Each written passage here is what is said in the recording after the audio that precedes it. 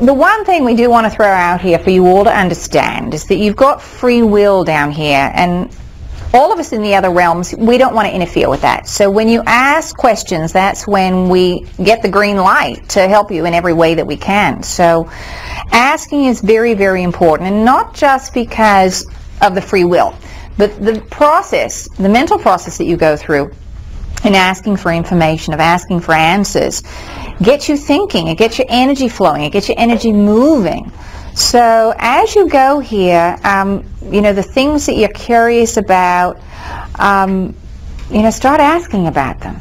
You know, if it crosses your mind more than once, then, you know, put it out there. Ask your guides for answers, for clarification. And for those of you who are healers, for those of you who are teachers, for those of you who know that's what you're supposed to be doing but don't know what you're supposed to be healing or teaching, the things that you're curious about, those are the things that you're going to be teaching. Because if you weren't interested and you didn't have a curiosity yourself, well, then why would you want to spend hours talking about it or teaching others about it? But you think, well, it's just me. It's what I want to know. It's not very special. Well, yes, it is. It's very unique. Your perception and what you bring to the table as the energy comes through you, it's very, very special. It's unique. So don't discount it. Follow your curiosity. So if any of you are blocked, and we see a number of you in here are, that you're wondering, what am I supposed to be doing? Well, what are you curious about? Your curiosity will lead you to where you need to go. All right? So enough said on that.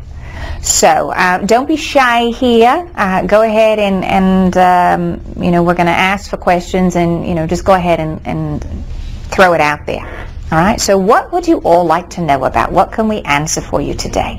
I would like to ask, what is the mystery of the crop circles, and what is being shared in all the images in the crop circles? What are we supposed to gather from this information? What are you, who is telling it, trying to communicate with us? Oh, a lot of ground to cover with that one. All right, so the other thing we ask is that you just speak up so everyone can hear the question. So just to reiterate, you know, what's the deal with the crop circles? Who's making them, and what are they about? There are a number of different frequencies that are generating the crop circles. Some of them are coming from Mother Earth herself. Others are being generated by you, all right, that you are, as a collective, holding now resonances, and that is coming up and being manifested in a physical way. Remember, it's all energetic, and it's being projected in a physical way. They're codings for you to activate your DNA. They're reminders for you to activate your DNA. When you look at them, how do you feel? You know, how most of you feel activated. You feel altered. You feel curious. There are other ones that are being activated by the sun. The sun is sending signals, sending frequencies. The sun is the metronome for this solar system. It keeps time. It keeps everything moving, showing you, giving you information that it's time to move forward with this assignment, with this activity. It's keeping you on track. The sun is also a library. So it holds all of the records of all of the emotional experiences of all the beings in the solar system. All right? The planet is a library. It holds all of the experiences of all of the beings on the planet. And we're not talking just about human beings, we're also talking about all the other organisms that are having experiences. And those experiences of those single cell organisms are being recorded and put into Earth's library. They have consciousness. They have sentience. We see all the wheels spinning. So there are a number of factors that are creating these, and also there is some intergalactic assistance as well. We are getting some help from some celestial friends. They're not so much putting the records down and manifesting them, but they're helping you to remember, and that's triggering you to put it out, put that signal out, and it was a clue, a remembrance for you to connect to the planet, for you to connect to yourselves. So there's no specific message. We're just supposed to look at it and scratch our head and just say, you're getting activated on a cellular level. Well, you don't have to scratch your head. You can tune into yourself. And what is this activating in me? What is this encoded? Because each one holds a different message. There may be some that you just aren't attracted to. It may be that you've already activated that portion of your DNA. But it's all about activation and remembrance. Remembering of your place in the solar system. All right? When you look at some of those crop circles, you see a reflection of that. To see that you are connected to all of that. Some of the ones that are coming up now are getting more and more complex to show you the complexities that lie within you. There's a lot of geometrical patterning in there. Each geometrical pattern activates you in a different way. It's an encoding. I'm not certain we can give you exactly the answer that you're looking for, because there isn't a nice pat answer for that. And that's why, in part, none of you are getting an answer about what they really are or who they're coming from, because they're coming from a variety of sources. All right, but it is activating and encoding. Your encoding. You knew that there would be a time that you would need information to come through specifically from the planet, and when she hits those resonances, when she reaches those levels, that's when those crop circles are being manifest. All right, as she reaches those levels, guess what? You get activated so that you also reach those levels. All right, you both are one and the same. Your collective consciousness creates the planet.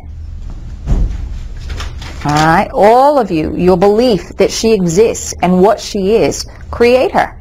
You make her solid, you make her real. And you will never have a healthy planet until you all start seeing yourselves as healthy. Because she is a reflection of you. You can do things in the physical realm, but unless you start dealing with all of your emotional dramas and traumas, she will never be healed and whole. Because you're not healed and whole. All right? So did we answer your question? no. I think he just wants to know what the heck they mean. And Each one's different. So is there a reason why they're doing it though? Are they trying to tell us something? Are they trying to implant an energetic substance into the ground? Are they trying to... No, nothing's being planted into the ground. It's a frequency that's there. All right? And so there's a frequency that's present energetically in the energetic template, and then once that frequency is there, just like when the frequency is within your own energetic field and you create an event in your physical reality, well, the earth creates an event for herself as well, and that's a crop circle. Now, where does that source of that frequency come from? It comes from a variety of sources. It can come from you as a collective, of your consciousness level, that it's time to remember a particular event, and so she manifests this. You all manifest this for yourselves, and you create that physical representation of that energy. Sometimes it comes from the coding in the sun, which will raise her own frequency, which then she then projects another symbol for you. All right. Sometimes ETs will work with you as a collective, as groups, to get your particular frequency at a level which then is then in the energetic, and then it gets created in Mother Earth, in the physical. All right. So there are a variety of sources for these energies. It's not just one, but you are using, others are using that as a trigger mechanism for you. All right, so that you can remember your connectedness to all that gets your mind wandering. Again, remember we said your curiosity is going to lead you where you need to go. This is a big curiosity for you all. All right, for you to go back into your records, to look through your history. When you start looking through your history, you'll start to find that there were crop circles before. You're finding them in stone. All right, they're far more complex today because the frequencies are higher and they're different. But it also connects you back to the planet. All right? So does that help at all? Yeah, I understood that. All right, it's not cut and dry. We wish it were a simple answer for you, but there's a variety, and that's why you're not hearing one person with a singular answer about what it is, because it's a variety of things. But in the simplest terms, it's a frequency which is in the Earth's template, which can come from a variety of places, and then it's being manifested through her physical body. All right? So what else? Is there anything that we were talking about earlier that you all want to expand upon? Or you need clarification? Yeah, I have a lot of déjà vu experiences for years. And I never know why or what. It's like I've already lived this or seen this, or even people I meet new. But I thought, oh, I know them. I totally know them. And I don't know why this is happening to me. I cannot explain it. Well, it's as we were saying before, it's that connection with another timeline. When you meet other people and you have that instant recognition, there is another aspect of yourself which is having that experience with them, which you are tapping into. You're tapping into that other timeline, that other probability, because all those are going on at the same time. When it's in your day-to-day life, and you're doing an event like folding your clothes, and you feel like I've been in this space and I folded my clothes before here, it's that sense that you've shifted your energy somehow. It's slightly different. And you put yourself on another timeline. In movies, you say, oh, I've seen this, or a book, or I've read this, but I haven't. It's supposed to be new. Yes. Well, in a sense, nothing's ever really new, is it? It's just a matter of where are you looking at it from. All right? There's part of you that's already off in the future having that event where you've been there, done that. And then there's another aspect of you where your focus is on this now and you're just coming up to that future where you've already done it. So it's all about perspective. And take a deep breath, all of you. All right? It's a lot for you all to process through your mind. All right? Because you think that there is a past, the present, and the future. So just let that all sit in the heart center and see how it feels. Trying to think if we can put this another way for you that can help to put you a bit at ease. There's nothing wrong when you experience deja vu, but be mindful about what you were just experiencing. What emotion was being activated? Did you just shift something? Energetically, emotionally? Did you change a belief about something? And what you're going to find is a lot of that time you will have just had a change in your beliefs. You will have changed your perspective, and that change in perspective shifts you someplace else to another timeline. So that's how it can be useful to you, how you can utilize it as a tool. Just an acknowledgement that you had a shift in consciousness. Because that's all it really is. You're constantly moving back and forth between these timelines. It's just usually pretty seamless and you're not aware of it. Because the illusion is that you've got linear time. You're only on one timeline. And it's an amazing experience in and of itself. Don't get us wrong. The third dimension is a very special and unique place. It's unlike any other dimension because of the fact that you only see one version of reality. That lightens the load considerably. All right, it also can make it far more challenging because you don't know what's coming up over the next hill. But that's part of the thrill of the ride because you don't know when the next dip or turn is going to come. And, when you're down here in this game, you think, well, it's not very exciting. It's a bit scary. But, as soon as you go through the ride once and you get off, you think, I want to go back. That was pretty exciting. It was very exhilarating, and so you incarnate again. All right? Yes. I have a question that's similar to that. We were told the other day that each of our selfhood is on different dimensions all at once, and that maybe only 1 or 2% of our real selfhood is here, and if the rest of it exists on other levels. Yes. That's confusing. Can you? Think of it this way, like a branch of a tree. All right, but upside down because you think hierarchically. All right. So the branch here, the trunk, is source energy, and then you fracture off from that. All right. So there are branches that are hanging out a little closer to the trunk. All right, and then those split off and hang a little further down, and then eventually you get to the bottom of the tree or the top of the tree, and that's you down here on the third dimension. So there are parts of you that are all over the place, all right? And your oversoul is a little closer to the branch, or to the trunk. All right, and it is the part of you that kind of oversees, you know, what's happening in all these other aspects of what you decide you want to try out in each lifetime.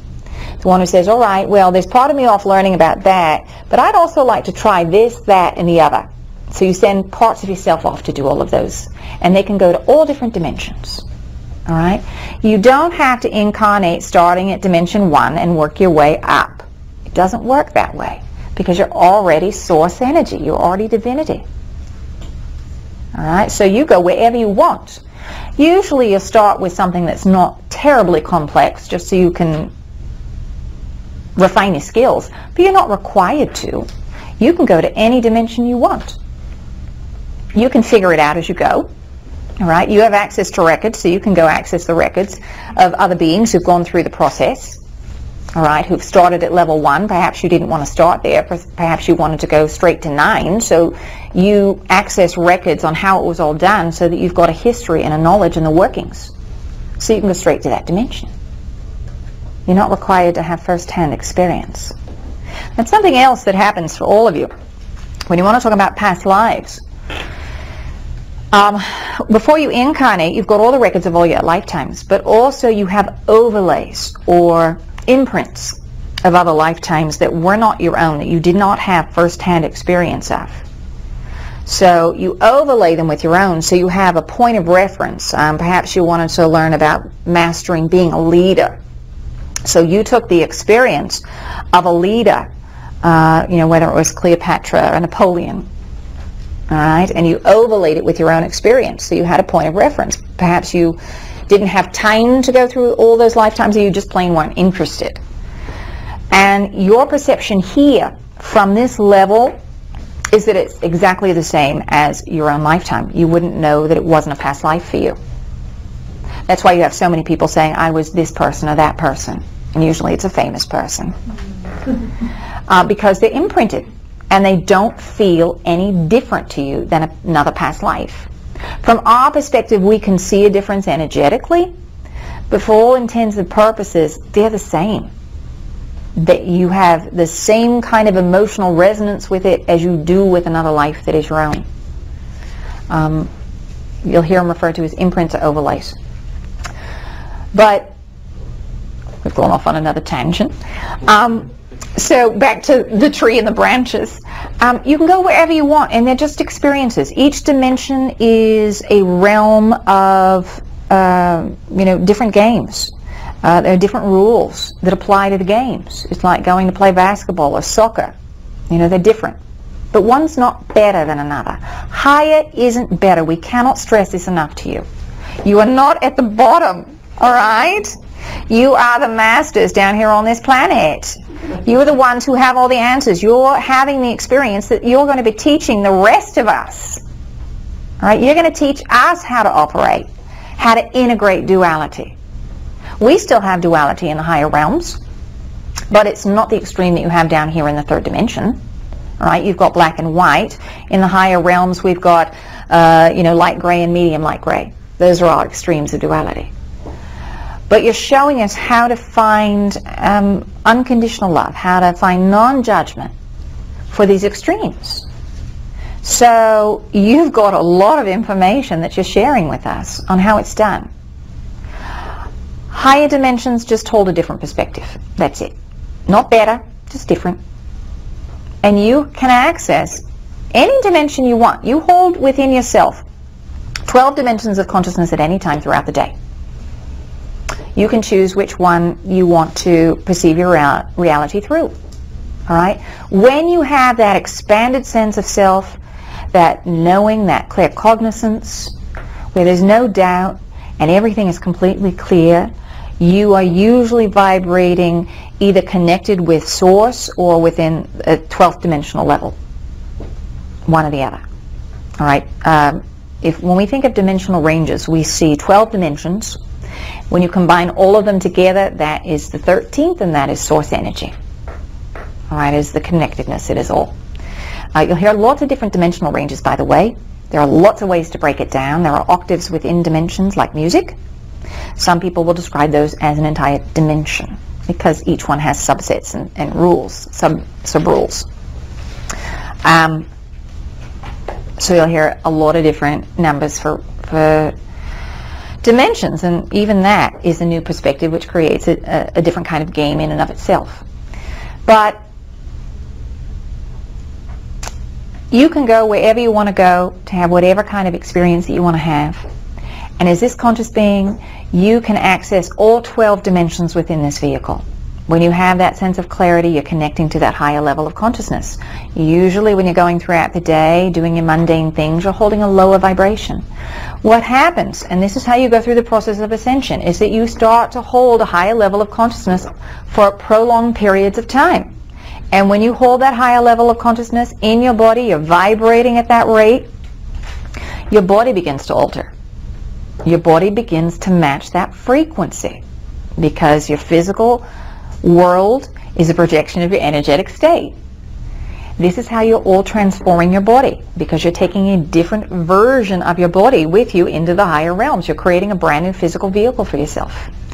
You have a crystalline matrix, another level or shell to your energetic body that you are activating. It is the new energetic template for your 4th dimensional version, your 5th dimensional version, and even your 6th dimensional version of your vehicle.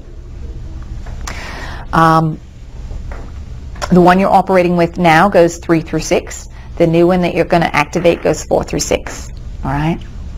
The shell, a layer, is the energetic template for the new physical body. You're reactivating new areas of it. It's like the proverbial switchboard operator's plugs that she's pulling in and out as she connects the phone calls. And so it is with you when you connect to issues. You are unplugging from old mass consciousness and plugging into the higher version.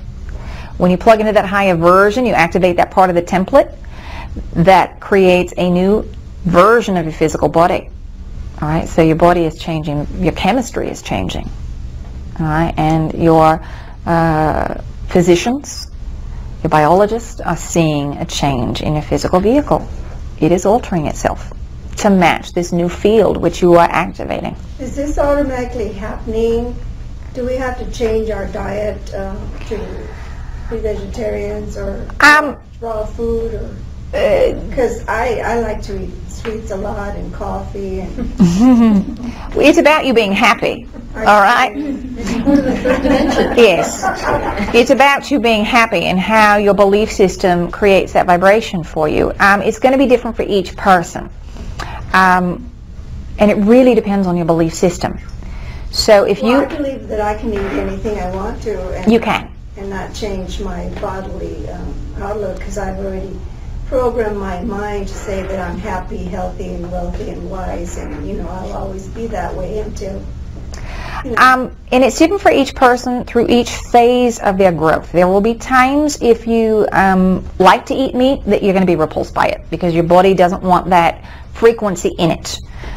Because yes, it does have a lower frequency to it, but there are times that there are chemicals, vitamins, minerals, enzymes that are in different food groups that your body requires to go through this transition. So if you're someone who is completely vegetarian, you may find that there are times where your body really wants to have meat, and we encourage you to eat it. There's nothing better about being vegetarian on a soul level, on a moral level. All right, we don't subscribe to that belief system. It is just a way of consuming. If you're not putting heavier elements in, then your body's not having to process heavier elements out. It's just about your energy levels, your overall energy levels.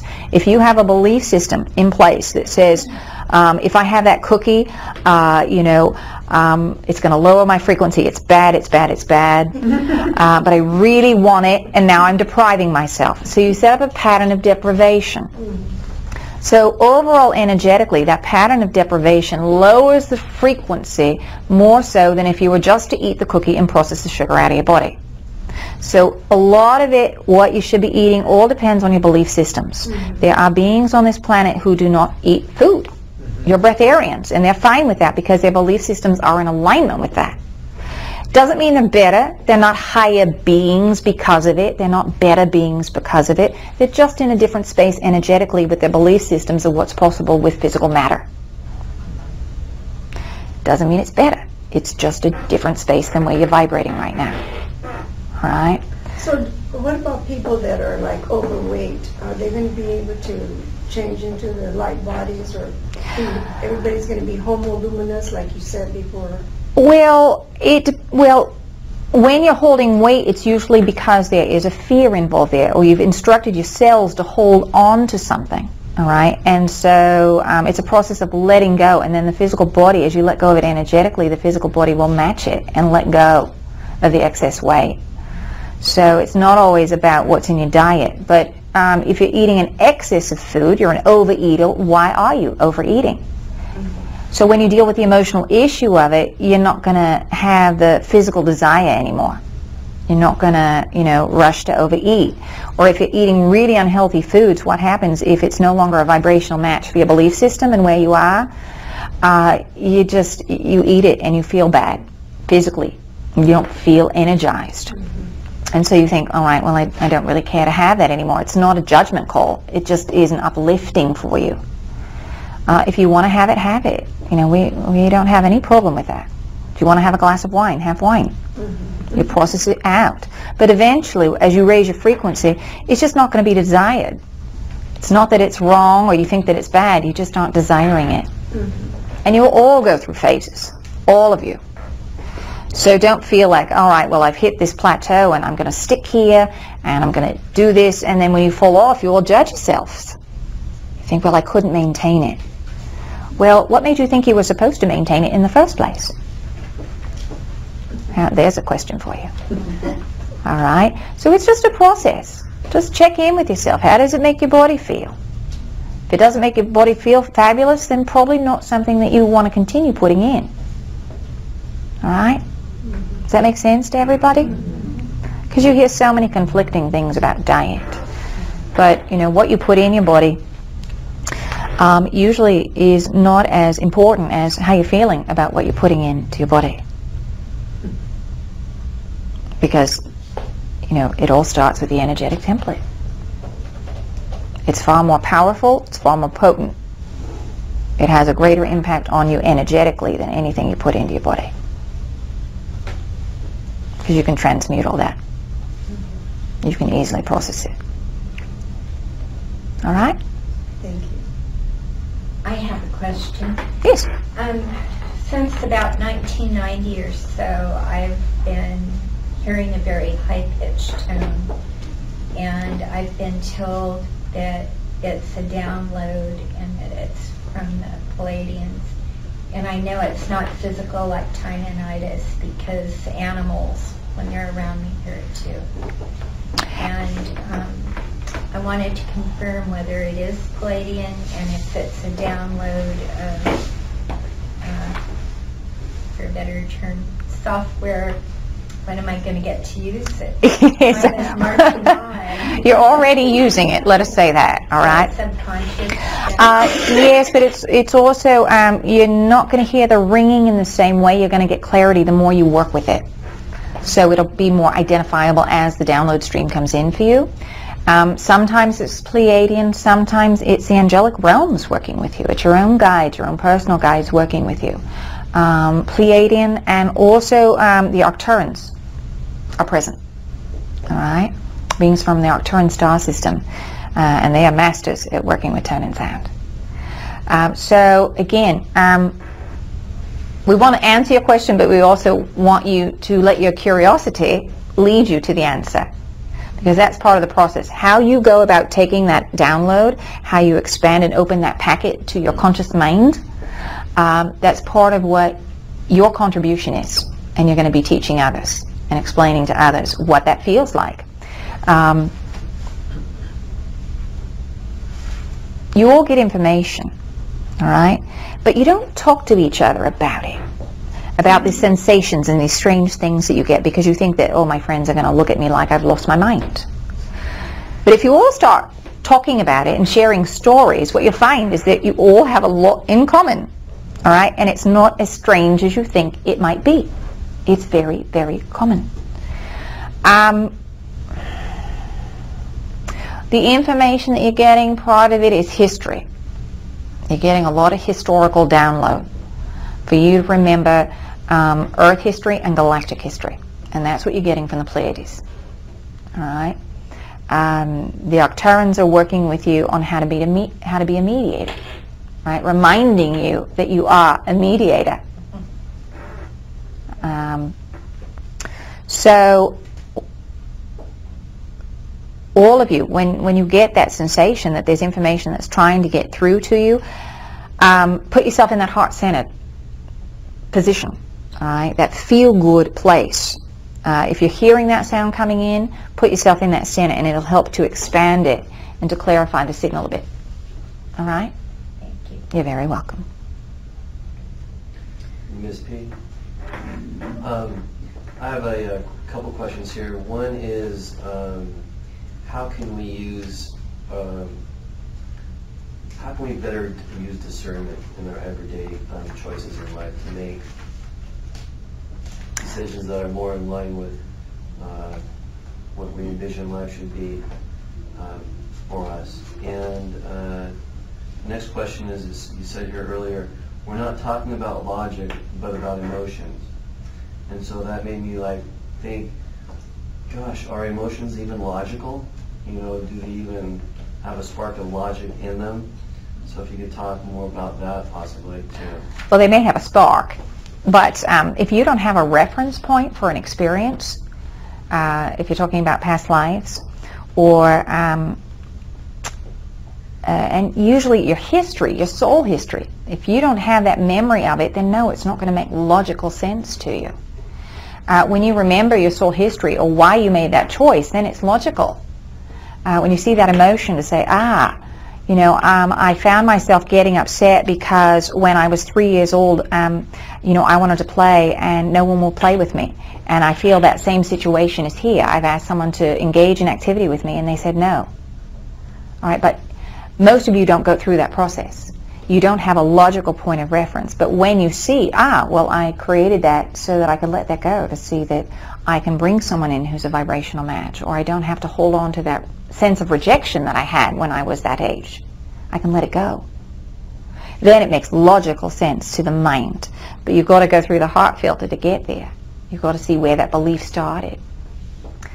Does that help? Does that make sense then, when you're talking about emotions? Well, in trying to understand better ways to let go of emotions that don't serve us. A lot of it's shifting that perspective to see why I created it in the first place. Why did I choose that? And allow your subconscious to fill in the blank there. My most negative thought about this experience is, so let's say you've created a drama with your friend. You've had an argument and you don't know what it was really about. So my most negative thought about my interaction is, and then fill in the blank. I'm not good enough. I'm not deserving. I'm a fraud. Whatever it is. As we said, at first you're going to get, I don't know. Keep going. Repeat it out loud. Because when you verbalize it, you get it out of the physical body. You get out of your own way. It's not a mental process any longer. And the physical body also wants to get it out. All right? So my most negative thought is fill in the blank. I don't know. All right? My most negative thought about this is, I don't know. My most negative thought about this is, all right. Well, I'm a fraud. And that's your place to start. All right, so even that recognition of what that belief system is usually enough so that you can shift it. Because when you see that that's your belief, you say, all right, well, I see how I look like a fraud in that situation, so now I can let it go. All right, that's what the conflict was all about. That's the whole point of creating that. All right, well, now I know I have the belief that I'm a fraud, and I know where to look at clearing that. So I am an authentic being of light. There's your affirmation. And you start working to replace that program with a new one. You're overriding it. And when you do affirmations, it's not what you're thinking, but what you're feeling when you have that thought. Because at first, when you start thinking, I'm authentic, if you also have that program, I'm a fraud, usually the lower one's going to win out because it's more familiar to you. All right? So you keep holding that feeling of what it would feel like to feel authentic. How good would that really feel? I may not be it now, but would probably feel really good, and you can put yourself there energetically. All right? And when you match it energetically, your physical world starts to reflect it. So it's a process of getting you there. All right? But if you identify the belief, then you know where to start and what programs to rewrite. As far as being discerning, it's all about how you're feeling and where you're vibrating. And checking in with yourself. Getting yourself, again, we're going to go back to this expanded state, this heart space. And then check in. How do I really feel about this event? Get yourself to that feel-good place first, and then check in. How do I feel about this? And then how does it feel in your body? Do you feel lighthearted? Do you feel warm? Do you feel so-so? Or do you feel horrible? If you feel horrible, probably not the choice you want to make. All right? If you feel so-so, perhaps. And then just keep checking in with yourself. If I feel so-so, is there a fear that's getting activated? Am I afraid of something? You all know when you feel fear. There's not one of you in this room who can't pinpoint fear. And you know the difference between fear getting activated or just not being interested. There's a big difference in that frequency. If you're just apathetic or whether you're fearful. And if you check in with yourself, how do I really feel? You're going to know the difference, and you can tell yourself. If you're apathetic, then it's just not a vibrational choice, it's a match. If it's fear, it gets you back to that program. And that's the whole point of you being able to make a choice anyway. And having it to question that choice is because you want to kind of reassess where your vibrational state is anyway. That's why you get forks in the road, so that you can look internally. If a choice doesn't make you feel good or isn't exciting, then look for another choice, look for another option, or change your perspective. Sometimes it's just a matter of changing your perspective. That's why you created the situation in the first place, to get you to a new perspective. All right? Does that make sense to everyone? So if a choice doesn't feel good, why doesn't it feel good? Oh, because I've got this fear there. All right, well, I shifted my perspective by knowing I have a fear. So it changed the whole dynamic of the situation. And now I can look at it. All right, well, when you look at the fear and you remove that from the situation, that changes the perspective, and now you can look at that choice again and ask yourself, how do I feel about this choice again? All right, and you'll get a different answer. Does that help? Yes, thank you so much. All right. What's the best way to remove fear? Well, there are a lot of modalities that work with your belief systems.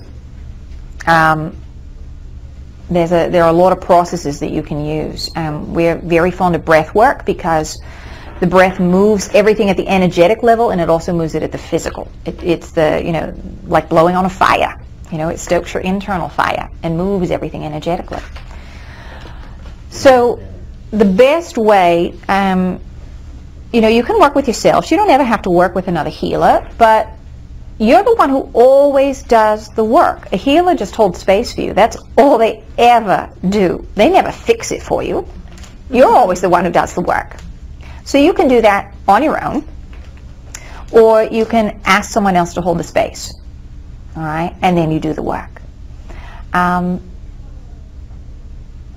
So the process that we just gave you, allowing the subconscious, is one way to work on your own. But as we said, there are lots of ways to get there with the belief systems, and then you can just replace those beliefs with affirmations. Affirmations, again, it's not what you're thinking, but what you're feeling. It all goes back to the feeling. And you're changing the vibrational body. Your emotions on that right now, the vehicle that are creating attractions. And that's how reality is manifest. You're activating this new shell, this new layer, this new energetic body. And how it manifests in the higher realms is not through attraction, it's through creation. You just create it. There is no waiting for something to be attracted to you. You just generate it. So you're shifting which vehicles, which layers that you're activating as you're manifesting. That's why, especially when you're very clear about what you want, you're vibrating at a very high rate, it comes very, very quickly. And oftentimes, as you go here, as you're moving forward, you're going to start manifesting from that new level, from that new layer. because you're going to walk between the two worlds. Some of you are already vibrating in the fourth dimension, and then you come back down to playing the third. All right? And you're the bridges for those who are sleeping, who have chosen not to wake up just yet, who don't understand that they are creator beings. So that when they finally do wake up, you're going to be there to be able to explain what it feels like to go through this transition, so that they have something, a point of reference. And they have tools in place, ways that work, that you can show them, that you can demonstrate, and then they can walk down that path and over the bridge. And some, they'll never wake up because they're just not interested. That wasn't their game plan. Not everybody has to come along for the ride, nor do they want to. That's important for you all to know as well. So why are they here then? To have this third dimensional experience, so that they can take the knowledge and wisdom gained and apply it to different systems as they incarnate, or other aspects of themselves that are going through this experience, this third dimensional experience, and need another point of reference as well. Remember, Earth is the grand experiment. There is a lot of genetic material from a lot of different places on this planet. And there are aspects of you in these different systems from which this genetic material came from. And in some systems, it's not working out so well. You have a limited range of emotional experience that you work with in these different systems that have been introduced into these systems.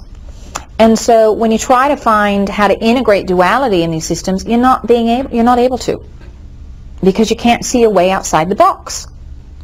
All right? It's like there's no fresh perspective coming in. On this planet with so much genetic material and so many emotional backgrounds to pull from, experience, it makes it a lot easier to find something that has a new perspective to it. It also makes it a lot more challenging because you've got to deal with all of these extra emotions. But it's also a lot richer resource to pull from. So as you are figuring out how to deal with this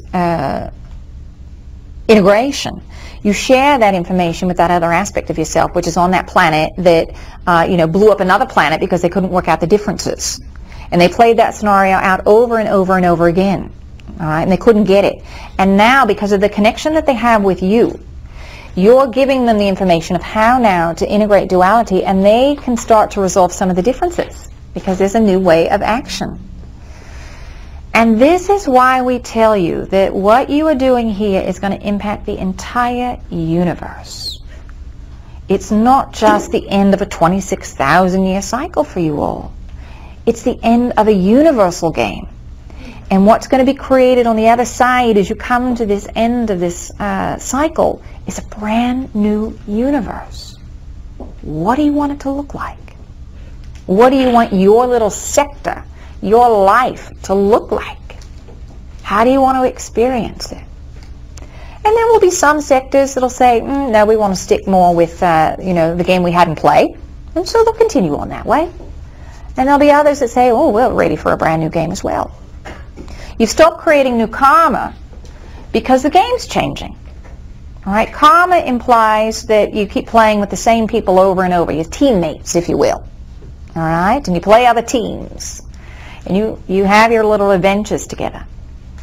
But when you play a new game, you pick new teams. And that's what's happening. Karma is not at all how you all envision it. You think karma means punishment, or that you were required to do something because you did something in another life. The Source does not require you to do anything. You set that up for yourself. You are never bound to repeat something or do something. You have free will here. So if you decided you just wanted to quit the game and walk away, you could. All right? You are never obliged. But at the soul level, you say, all right, well, it's no big deal. This is a game anyway, so why not go down and, I played the cop the last time, so let's play the robber this go-round. And you look around to your friends, and this is how karma happens. You say, all right, I want to go play the victim. Will someone play my perpetrator? And your friend says, well, all right, I'm probably going to have to, learn about a few things and shift those perspectives if I want to go through the reintegration process. But I'll do it for you. And so they take it on. The people who do some of the most heinous things to you, or that you perceive are the most heinous, are the beings at the highest level who love you the most. Because they agree to do that. It's very hard at the soul level for you to, you ask your friends and they say, oh, that doesn't sound very nice. Do you really want me to treat you poorly? And you say, yes, I want to know what that feels like. And they say, all right, well, I'll do that for you. But you've got to promise the next time around you'll do it for me. All right, so we can trade places. So I can see what it's like. And so you do. That's karma. You're never obliged, but you agree because you love each other. All right? So it's a very long-winded answer with many tangents to your question. Does that help? Does that answer? If you start thinking that way, that your enemies are your friends, does that release some of their being the character of the domineering one? I mean, yes. Does that change the game? Yes, it does, because it changes the dynamic. It changes your perspective. When you see that you co-create events with others, nothing happens to you. You ask that person to do it with you. There's the attraction there. You contracted to create every event, and when you see that, it shifts your perspective. It's impossible to remain angry with someone when you see that you asked them to play that role, that you agreed to co-create that together. It allows you to forgive not only them, also yourselves, which is far harder for you to forgive. You beat yourselves up, and you have a hard time forgiving yourselves for some things that you've done, especially in other lifetimes. And when you see that you co-create that event together, that someone could not play the victim unless you played the perpetrator. All right, so you've got to forgive yourself for those lifetimes that you did some really unattractive things. All right, you allowed someone else to play a victim, and they couldn't have had that experience unless you co-created it with them. So it shifts your perspective. When you start to get into your other lifetimes and you see some rather dastardly deeds being done by you, you all hold judgment. You think, oh, look what I did, how horrible. Or there's still grief there that you haven't cleared from that lifetime, and you get into it. Sometimes you'll activate that grief because you have replayed that very same frequency out in this lifetime. Guilt. Guilt requires punishment. That's how you all set it up. But there's no need. When you shift your perspective, you can let it all go because you see that you all are supporting one another. All right? But you've got to forgive yourselves. We always get a big kick out of it when you all say, oh, I don't want to know I've had any dark lifetimes. I only want to know about the light ones. Well, we'll tell you that the ones that you've had the most excitement in quite often are the darkest ones. Because it's so unlike your natural state of being. Because in the dark ones, those are when you feel the most separate and the most isolated. And those are also the ones that, it's so different from your expanded state of being, which is connected to everything. And so you wanted to see what that role was like. You wanted to explore it in its totality, and so you took it to an extreme. And at the soul level, it's very interesting. It's very, very interesting. Miss Katie, are there prisons in the Pleiades? Prisons? Yeah. No. No. How can that be? Well, not in our realm, not where we're at in the 9th dimension. Now, when you get into the lower dimensions, there are a wide variety of beings and experiences, a lot of different species. Some of the reptilians that are dealing and interacting with this sector of the galaxy are from the Pleiadian star system. They're not as evolved, but remember, you're thinking in a linear timeline. All right, so you think awareness comes from a future time, but not always, not always. So there are many different, there are beings in different dimensions and different things going on, but a lot of that we've already worked out, energetically, karmically, if you will. We've already been through those levels of progress, so no, in short, no.